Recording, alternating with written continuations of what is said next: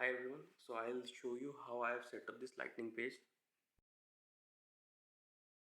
Okay, so I'm here on this product inspection record lightning page. I'll just show you how I've added the process navigator component to the lightning page. So as you see, I have added like 4 instances of this component process navigator, and I'll start with the inspection stage first. So inspection stage is a pick list field, as you can see over here. I've added the API name of the picklist field, which is also the same picklist field used in this path component. As you can see, we have design, functionality, and quality stage for that product inspection record. So I am using that picklist field over here. I have set a custom process title for this particular instance, and here I have used a process mapping. So if I go and see what's the value over here, so we have 3 values right over here: design, functionality, and quality. If I go back and open the object,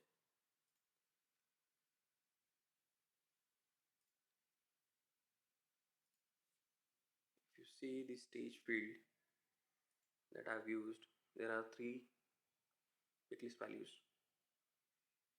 So here are the 3 picklist values. I've used the API name as key in this JSON object. Okay, here, and this is the field, which could be a checkbox formula field or a checkbox normal field, which will give me this completion state of that particular stage or picklist value.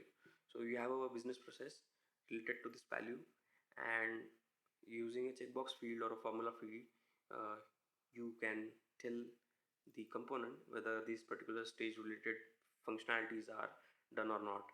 So that we have embedded over here in this page.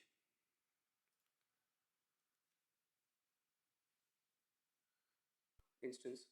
Okay, so we have added the mapping.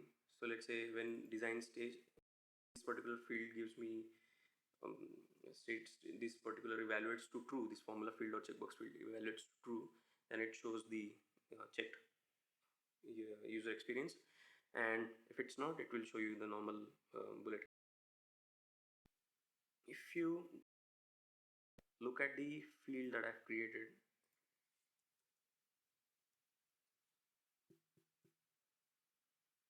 this one, design checks completed, it's actually a normal formula field which is checking if all design checkboxes are checked or not, which also means that all of these checkboxes will be checked, and once they are checked, only then this will show as completed, design stages as completed.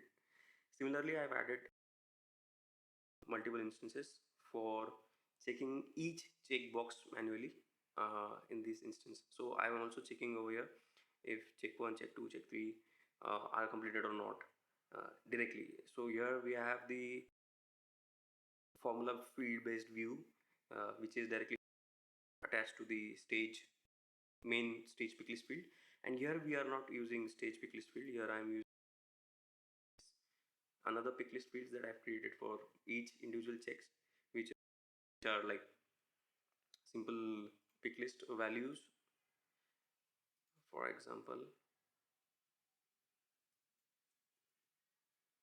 let's see this one, and over here I have check 1, check 2, check 3, check 4.